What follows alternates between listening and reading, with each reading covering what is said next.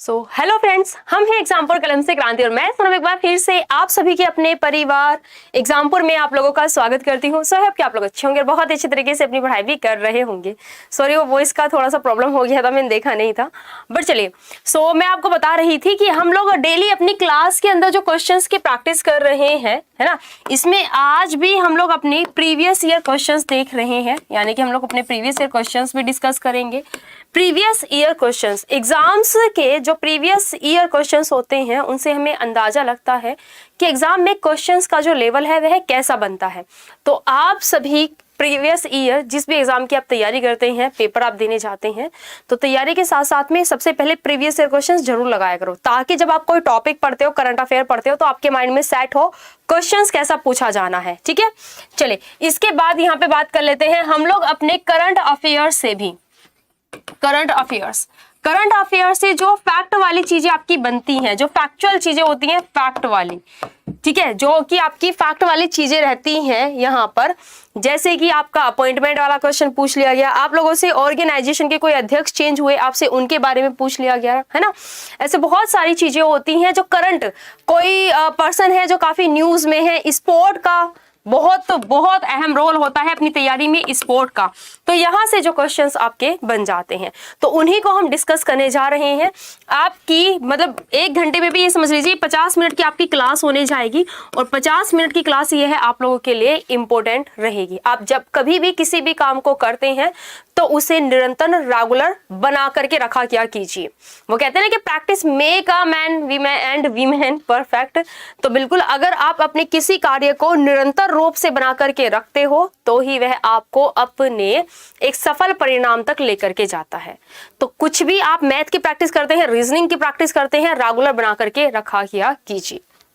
चलिए अब जल्दी से यहाँ पे फर्स्ट क्वेश्चन से शुरू करते हैं, आंसर करना स्टार्ट कीजिएगा जल्दी से, है ना।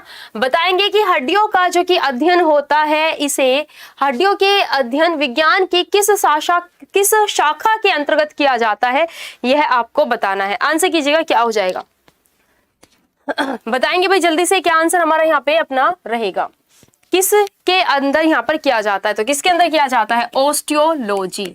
ठीक है, ऑस्टियोलॉजी जो कि साइंस की एक ब्रांच होती है, इसके अंदर हम लोग क्या करते हैं, बोन्स का अध्ययन करते हैं, हड्डियों का अध्ययन करते हैं। क्वेश्चन है कि निम्नलिखित में से किस संविधान संशोधन अधिनियम ने मतदान की आयु को 21 वर्ष से घटाकर 18 वर्ष कर दिया था, बताएंगे।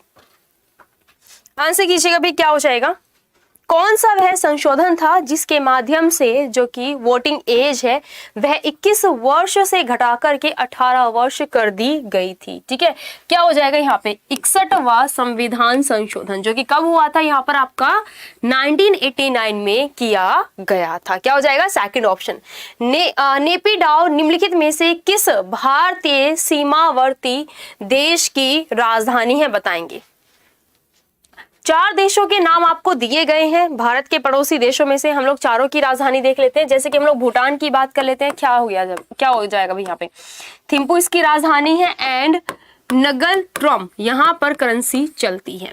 नेपाल की बात कर लेते हैं तो काठमांडू यहाँ की राजधानी है नहीं है, और यहाँ पे अगर हम बात कर लेते हैं तो नेपाली रुपया जो कि है वह यहाँ की करेंसी है। ठीक है, अफगानिस्तान की बात कर लेते हैं तो क्या हो जाएगा, यहाँ पर काबुल यहाँ की राजधानी है ना, और यहाँ की करेंसी की बात कर लेते हैं सो अफगानी यहाँ पर करेंसी चलती है। ठीक है, म्यांमार की बात कर लेते हैं तो नेपिडाउ जो कि कैपिटल है वह किसकी है, म्यांमार की है, और यहाँ पर अगर मैं करेंसी की बात करूं तो यहाँ पर करेंसी चलती है कयात। क्या चलती है, कयात यहाँ पर करेंसी चलती है, याद रखिएगा। देन नेक्स्ट आगे आ जाते हैं क्वेश्चन पर कि एनीमोमीटर क्या मापता है, बताइए। आंसर कीजिएगा जल्दी से भाई कि अगर हम एनीमोमीटर की बात करते हैं तो यह क्या मापता है, एनीमोमीटर। हवा की नमी, हवा में नमी, एयर ह्यूमिडिटी, यह किसके द्वारा मापी जाती है, यह आर्द्रता मापी के द्वारा मापी जाती है। ठीक है, और हवा की गति यानी कि विंड स्पीड आपकी मापी जाती है एनीमोमीटर से। इसके साथ ही एक होता है आपका वायु दाब, कि भाई जो प्रेशर ऑफ विंड है यह किसके द्वारा मापा जाता है, तो यह बैरोमीटर के द्वारा, यह बैरोमीटर के द्वारा मापा जाता है। इसके साथ ही समुद्र की गहराई की बात कर लेते हैं तो क्या हो जाएगा यहाँ पर फैदोमीटर। फैदोमीटर से मापा जाता है क्या, समुद्र की गहराई मापी जाती है। और अगर हम समुद्र तल से ऊंचाई की बात करें तो हाइट जो मापी जा रही है किसके द्वारा मापी जाती है, सो यह आपका एल्टीमीटर के द्वारा मापी जाती है। एक मिनट रुकिएगा, क्या हो जाएगा यहाँ पे, एल्टीमीटर के द्वारा मापी जाती है हाइट, समुद्र तल से ऊपर, मतलब आप कितनी ऊंचाई पर आ चुके हैं इसके लिए। क्वेश्चन है हमारा कि भाई अंतर्राष्ट्रीय दिवस सहिष्णुता दिवस कब मनाया जाता है, आंसर कीजिएगा। यह दिवस कब मनाया जाता है यह आप लोगों को बताना है। चलिए कब यह मनाया जाता है, तो यह 16 नवंबर को मनाया जाता है। क्या आंसर हो जाएगा भाई यहाँ पे हमारा 16 नवंबर। क्वेश्चन है किताब उल हिंद पुस्तक की रचना किसने की, ये आपको बताना है। आंसर कीजिएगा क्या हो जाएगा, क्या भाई अपना आंसर यहाँ पे हमारा रहेगा, बताएंगे आप लोग। किताब उल हिंद पुस्तक की जो की रचना है वह किसने की है यह आपको बताना है। आंसर कीजिएगा क्या हो जाएगा, किताब उल हिंद की रचना किसने की है, अलबरूनी ने, है ना, जो कि महमूद गजनवी के साथ में यह भारत आया था। यह एक अरबी भाषा का मतलब लेखक रहा है, अरबी भाषा का लेखक यह रहा है। और भारत में आने के बाद इसने संस्कृत हुई, हिंदी हुई, इन सभी भाषाओं का भी अध्ययन किया था। ठीक है, क्या हो जाएगा भाई, किताब उल हिंद। और तहकीक ए हिंद, एक मिनट रुकना, तहकीक ए हिंद जो की है वह भी इसी की ही रचना है, अलबरूनी की। ठीक है, क्वेश्चन पर आ जाते हैं। भारतीय क्षेत्र में 2 ज्वालामुखी द्वीप कौन से हैं, ये आपको बताना है। 2 ज्वालामुखी द्वीप कौन से हैं, ये आपको बताना है। क्या हो जाएगा, 2 ज्वालामुखी द्वीप जो कि हैं वह कौन से हैं, तो कौन से हैं, नारकोंडम है और एक है बैरन। ठीक है, याद रखिएगा। जैसे ही आप लोगों से भारत की 2 वोल्केनो आइलैंड की बात की जाए, एक बात ध्यान से सुनना, यदि देखो मैं अंडमान निकोबार की बात करूं, अंडमान निकोबार जो कि भारत का एक केंद्र शासित प्रदेश है, एक आइलैंड है और केंद्र शासित प्रदेश है यह। अंडमान निकोबार की बात कर लेते हैं तो ये ना छोटे छोटे द्वीपों से मिलकर के बना हुआ है, लगभग 572, लगभग में याद रखना, लगभग इतने द्वीपों से मिलकर के यह बना हुआ है। इसके 2 द्वीप यह भी है, एक तो है बैरन है, एक है नारकोंडम, जिनसे मिलकर के यह बना हुआ है। और ये दोनों ज्वालामुखी रखते हैं जिन्हें कि इन्हीं के नाम से जाना जाता है।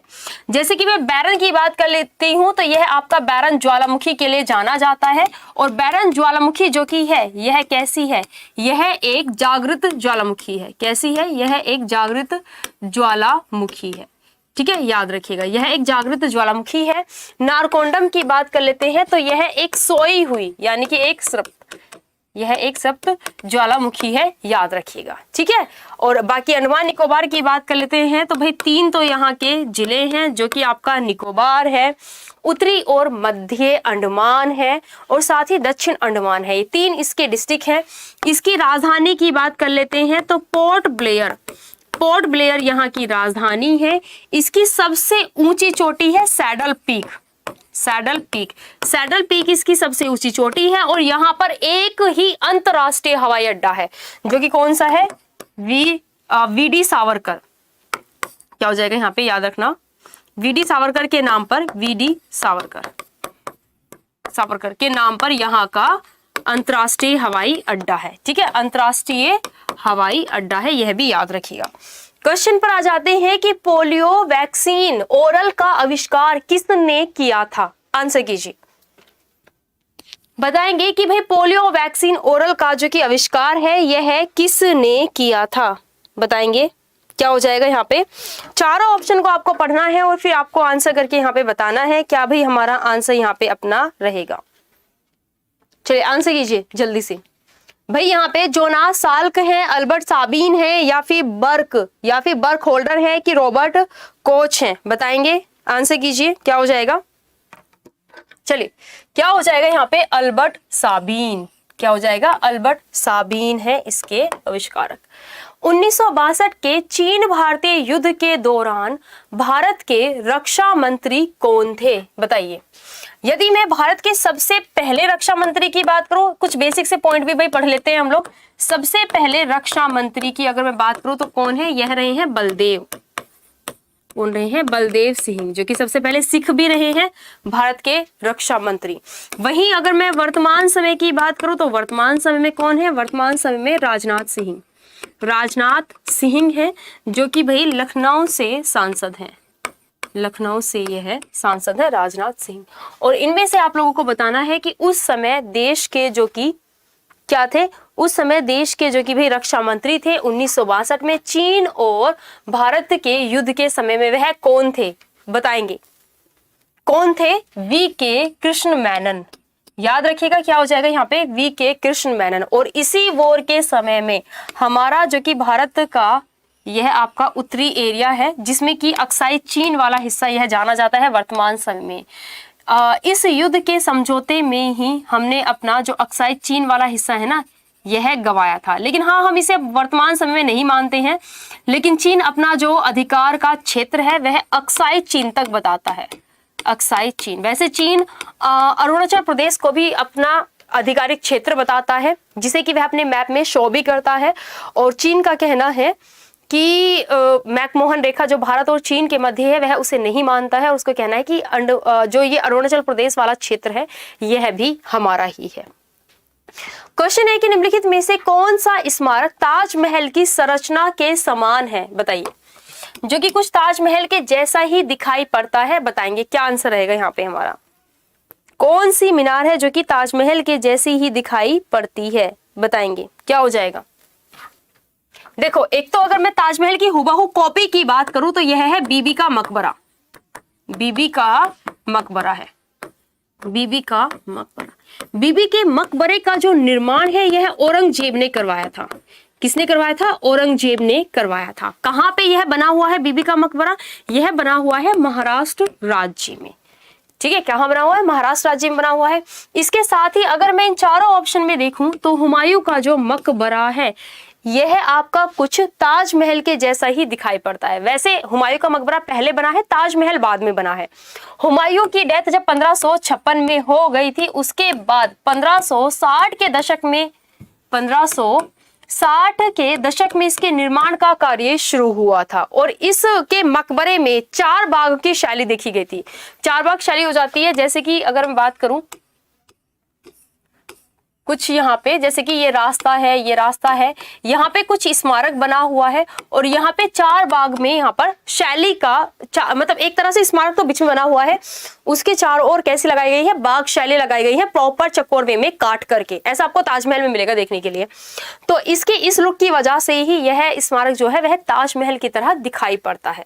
ठीक है, बाकी बुलंद दरवाजे की बात कर लेते हैं। तो इसका निर्माण किसने करवाया है? अकबर ने किया है। और बुलंद दरवाजा कहां पर बना हुआ है? कहां पर बना हुआ है बुलंद दरवाजा? फतेहपुर सीकरी। फतेहपुर सीकरी है ना, जो कि गुजरात पर विजय प्राप्त करने के उपलक्ष्य में बनवाया था अकबर ने। और बुलंद दरवाजा यह विश्व में, वर्ल्ड में सबसे बड़ा दरवाजा है। ठीक है, पंचमहल की बात कर लेते हैं। यह भी आपका किस में आ जाता है? यह भी आपका जो कि फतेहपुर सीकरी में जो कि स्मारक यहाँ पर बने हुए हैं, यह भी उनका हिस्सा है। ठीक है, 4 मीनार की बात कर लेते हैं। 4 मीनार कहाँ पर है? 4 मीनार है हैदराबाद में। कहाँ पर है भाई? हैदराबाद में है। और अगर मैं टॉम्ब ऑफ हुमायूं की बात करती हूँ, ये कहाँ पर है? यह है दिल्ली में, जो कि इसकी बेगम थी हुमायूं की बेगम, जिसने इसका निर्माण करवाया था। इसकी बेगम थी हमीदा बानो बेगम, जिसने की हुमायूं के मकबरे का निर्माण करवाया था। ठीक है, याद रखिएगा यहाँ पे। क्लियर है?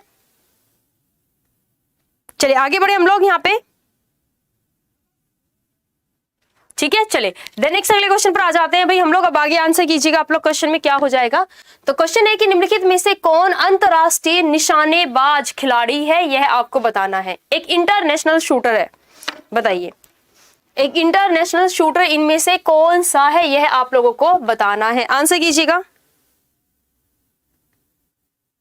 चलिए क्या हो जाएगा यहाँ पे हमारा आंसर? बताएंगे आप लोग क्या भाई अपना आंसर यहाँ पे रहेगा हमारा? यहाँ पे आप लोगों को खिलाड़ियों के कुछ नाम दिए गए हैं। है ना, और कोई एक इनमें से खिलाड़ी है जो कि क्या है, अंतरराष्ट्रीय शूटर यहाँ पर दिया गया है। बताएंगे आप लोग आंसर करके क्या हो जाएगा? बिल्कुल सही, अंजुम मोदगिल। क्या हो जाएगा? अंजुम मोदगिल।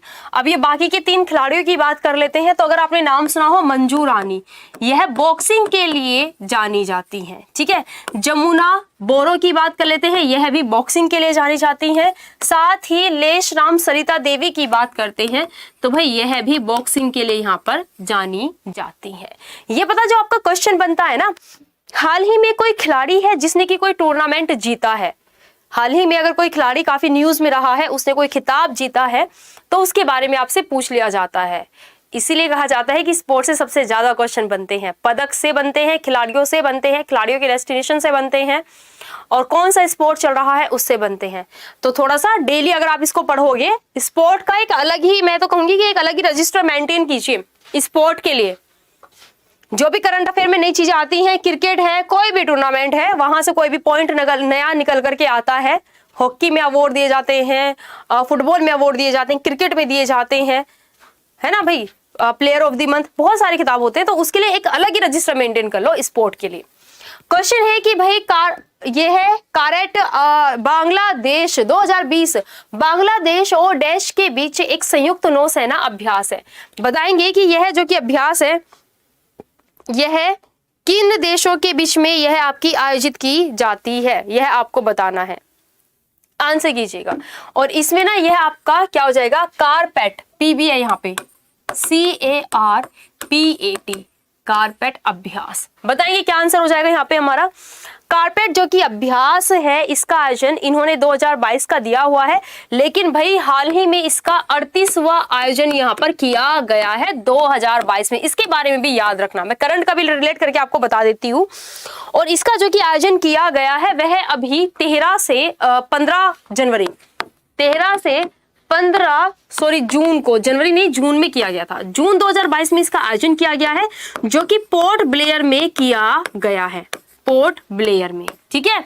और अगर हम इसकी बात कर लेते हैं तो यह भारत और बांग्लादेश के बीच में किया जाता है, ठीक है, भारत और बांग्लादेश के बीच में किया जाता है। साथ ही यहां पर याद रखिएगा कि एक है संप्रीति अभ्यास, संप्रीति अभ्यास, संप्रीति अभ्यास की बात करते हैं, यह भी भारत और बांग्लादेश के मध्य आयोजित किया जाता है, ठीक है, भारत और बांग्लादेश के मध्य इस अभ्यास का भी आयोजन किया जाता है। और साथ ही एक अभ्यास है इन इंडो कारपेट।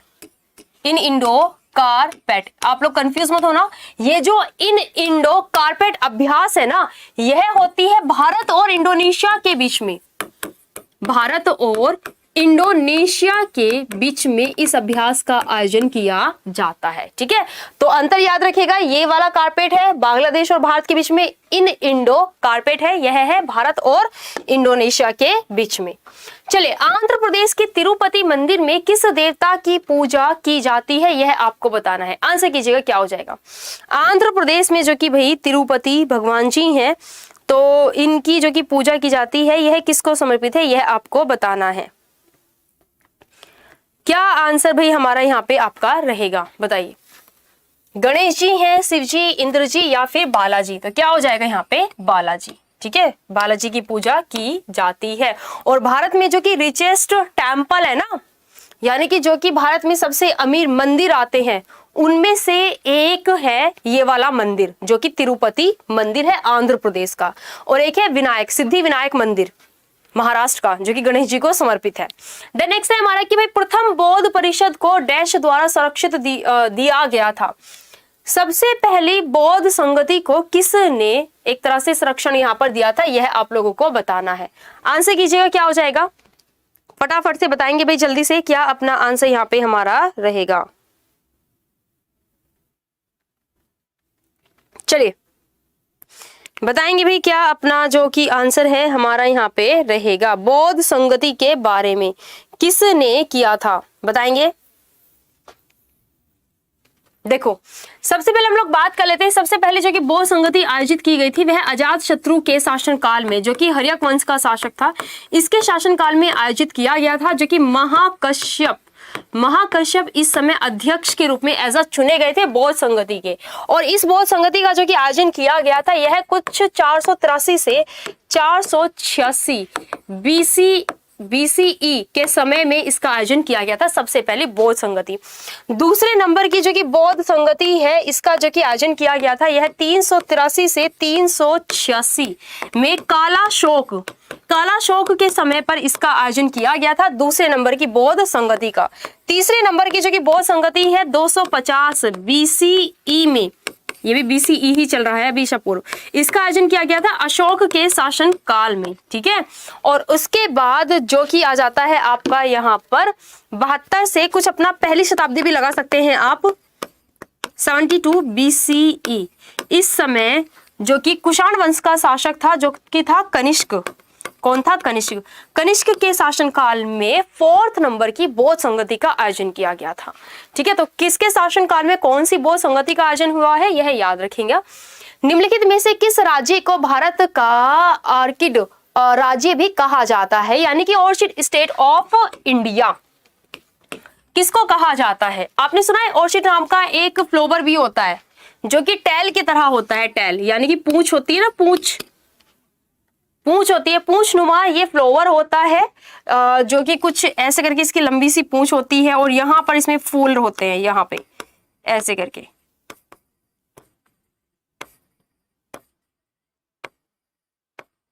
ऐसे करके ये कुछ टैल नुमा होता है जो कि इसे टैल नुमा फूल कहते हैं। और किस राज्य को कहा जाता है? अरुणाचल प्रदेश को कहा जाता है।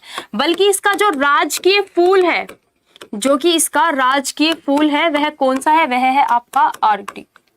कौन सा है यहाँ पे? आर्किड इसका फूल है, राजकीय फूल है, ठीक है। चलिए क्वेश्चन है हमारा कि मट्टनचेरी महल कहाँ स्थित है, यह आपको बताना है। आंसर कीजिएगा मट्टनचेरी महल। चलिए आंसर कीजिएगा भाई, क्या हो जाएगा?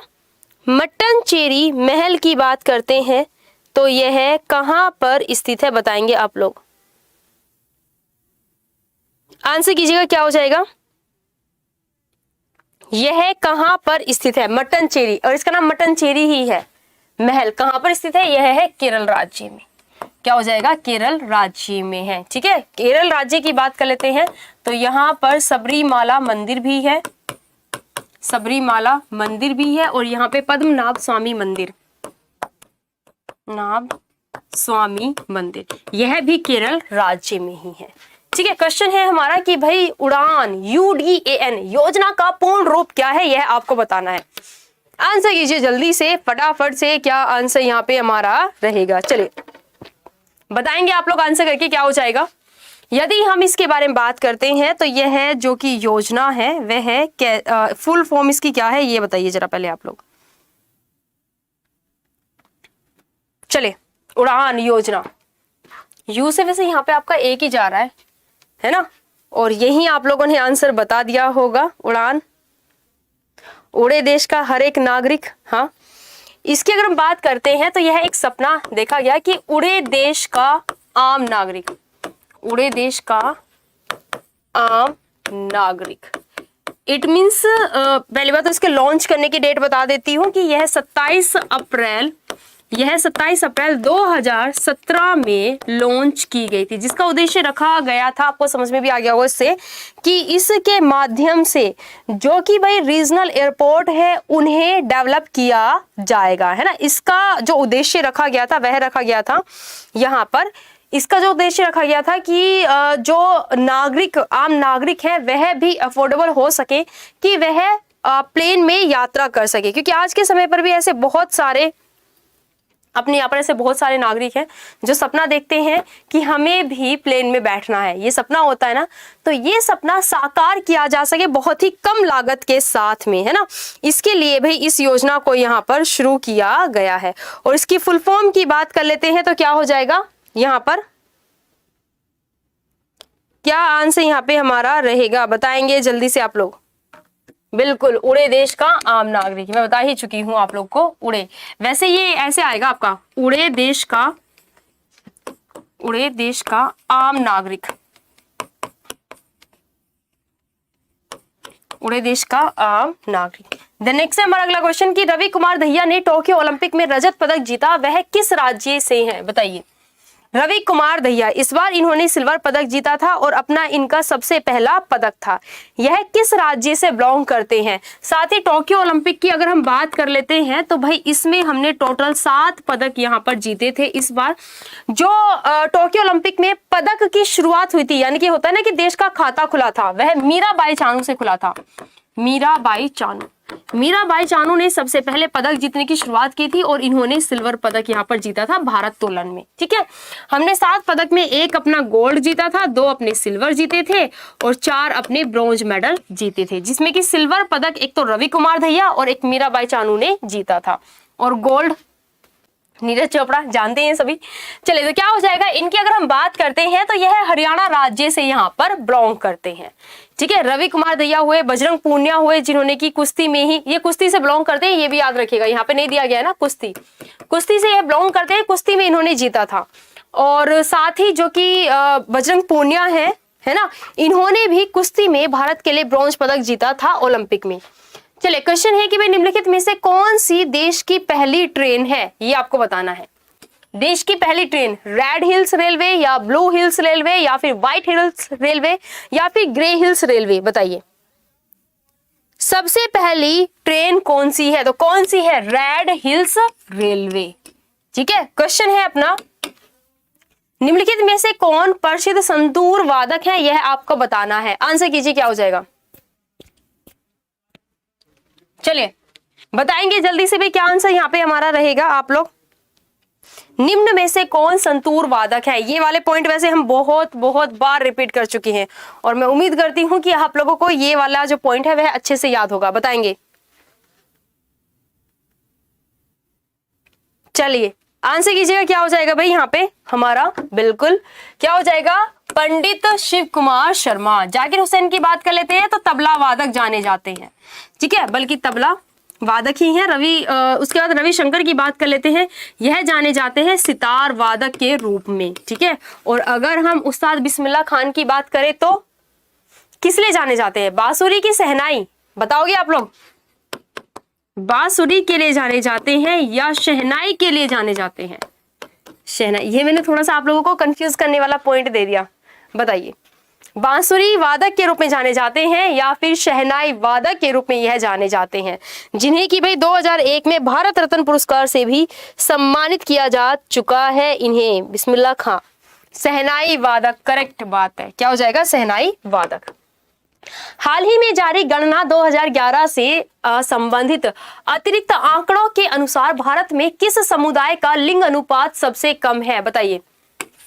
2011 में लास्ट टाइम अभी हमारी जनगणना की गई है। वैसे भारत की सबसे पहली जो जनगणना है वह 1872 में की गई थी और उस समय किसके शासनकाल में? तो लॉर्ड मेयो के शासनकाल के दौरान की गई थी।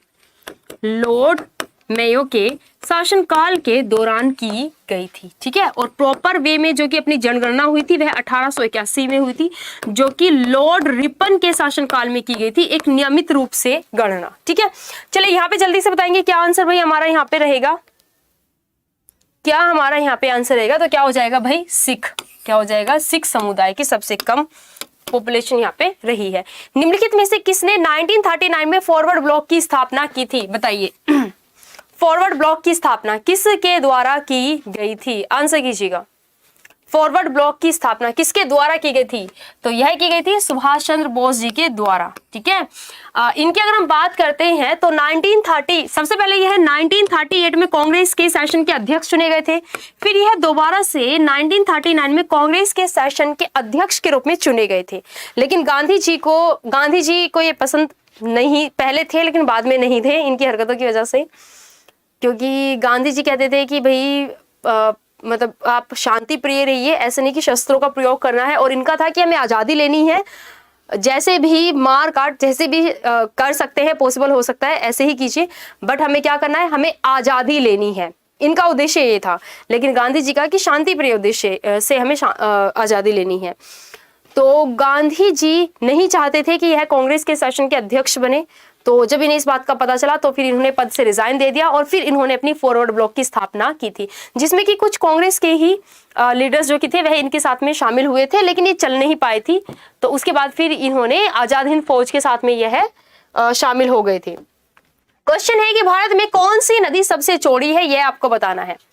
सबसे चौड़ी, देखो गंगा नदी की बात कर लेते हैं। लगभग 2526 किलोमीटर हमारी गंगा नदी की लंबाई है, जो कि देवप्रयाग में भागीरथी और अलकनंदा के मिलने से यह बनती है ना। और हरिद्वार से यह मैदानी भागों में प्रवेश कर जाती है। इसके साथ ही यदि हम ब्रह्मपुत्र नदी की बात करते हैं, ब्रह्मपुत्र नदी, तो यह भारत की सबसे चौड़ी नदी के लिए जानी जाती है।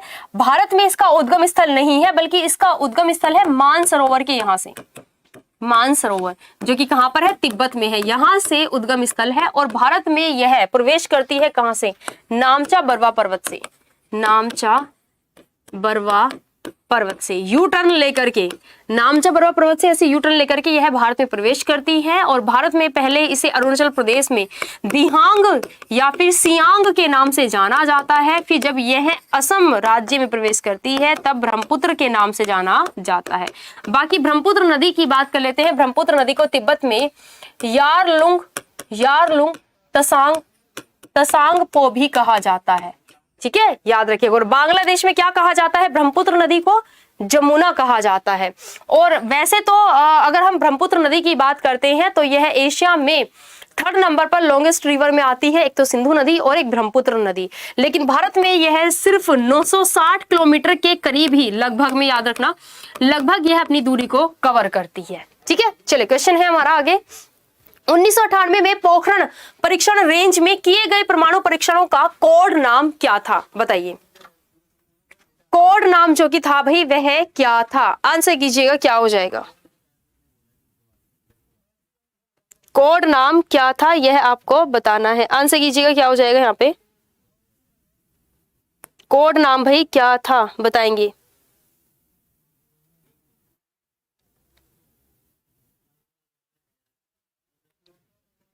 चलिए क्या कोड नाम था, क्या कोड नाम था, 1998 की बात की गई है ना। सबसे पहले जब हमने पोखरण में परीक्षण किया था परमाणु का, है ना, तो इसका जो नाम था इंदिरा गांधी के समय में किया गया था, इसका नाम था स्माइलिंग बुद्धा। क्या नाम था, स्माइलिंग बुद्धा, इसका नाम था स्माइलिंग बुद्धा, ठीक है। लेकिन हमने 1998 में जो परीक्षण किया है इसका नाम है ऑपरेशन शक्ति। क्या नाम है, ऑपरेशन शक्ति, ऑपरेशन शक्ति इसका नाम है, ठीक है। और पोखरण जो जगह है यह कहां पर है, यह है राजस्थान में। कहां पर है भाई, इसकी अगर हम बात करते हैं तो यह जगह है राजस्थान में, ठीक है। क्वेश्चन पर आ जाते हैं कि लोकसभा में सर्वाधिक प्रतिनिधित्व वाले 2 राज्य यूपी के अलावा और कौन से हैं, बताएंगे। जो कि लोकसभा की सीटों का सबसे ज्यादा प्रतिनिधित्व करते हैं, बताएंगे। क्या आंसर भाई हमारा यहाँ पे रहेगा, आंसर कीजिएगा क्या हो जाएगा यहाँ पे। चलिए आंसर करके बताएंगे फटाफट से भाई, क्या अपना आंसर हमारा यहाँ पे रहेगा। चलिए क्या हो जाएगा, 2 सबसे ज्यादा जो कि प्रतिनिधित्व करते हैं लोकसभा की सीट का, वह कौन से 2 राज्य हैं, आंसर कीजिएगा। देखो अगर मैं उत्तर प्रदेश में बात करूं तो लोकसभा की उत्तर प्रदेश में कितनी सीटें हैं, लोकसभा की 80 सीटें हैं। लोकसभा की कितनी है, यहां पर 80 सीटें हैं लोकसभा की, सबसे ज्यादा इस राज्य में है। बताएंगे भी जल्दी से क्या हो जाएगा। चलिए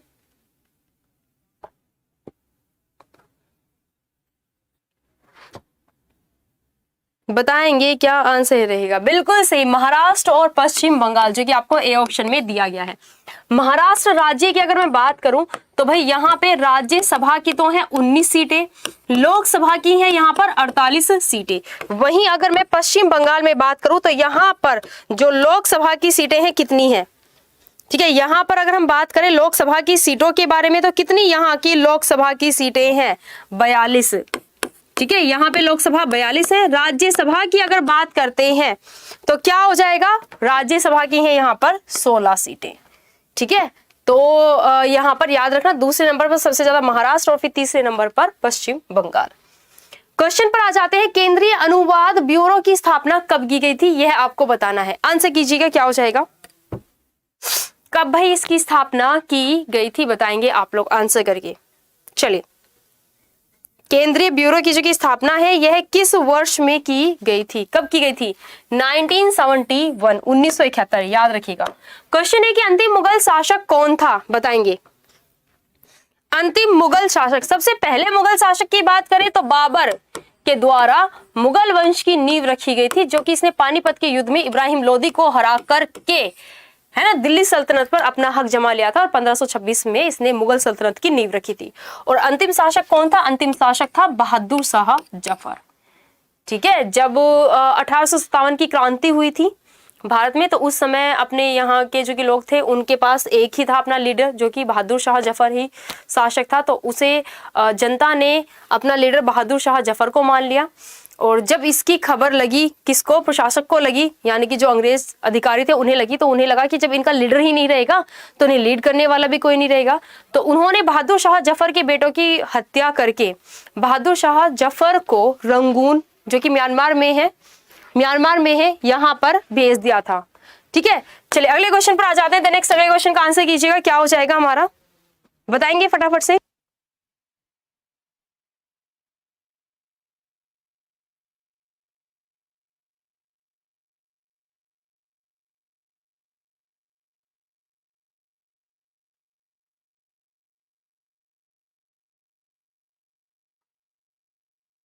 चलिए, कर्नाटक, तेलंगाना और आंध्र प्रदेश में गुड़ी पड़वा त्योहार को किस अन्य नाम से जाना जाता है, यह आपको बताना है। आंसर कीजिएगा, क्या हो जाएगा। देखो, बैसाखी की बात करते हैं तो यह फसल के लिए मनाया जाने वाला उत्सव है। फसल के लिए मनाया जाने वाला उत्सव है, जो कि कहां पर? पंजाब राज्य में मनाया जाता है। उगादी की बात करते हैं तो Ugadi as a new year के रूप में, जब नव वर्ष की शुरुआत होती है ना। देखो, गुड़ी पड़वा कहां पर मनाया जाता है? गुड़ी पड़वा मनाया जाता है महाराष्ट्र राज्य में न्यू ईयर के रूप में। ऐसे ही विशु एक त्योहार है, विशु यह मनाया जाता है केरल में न्यू ईयर के रूप में, मनाया जाता है।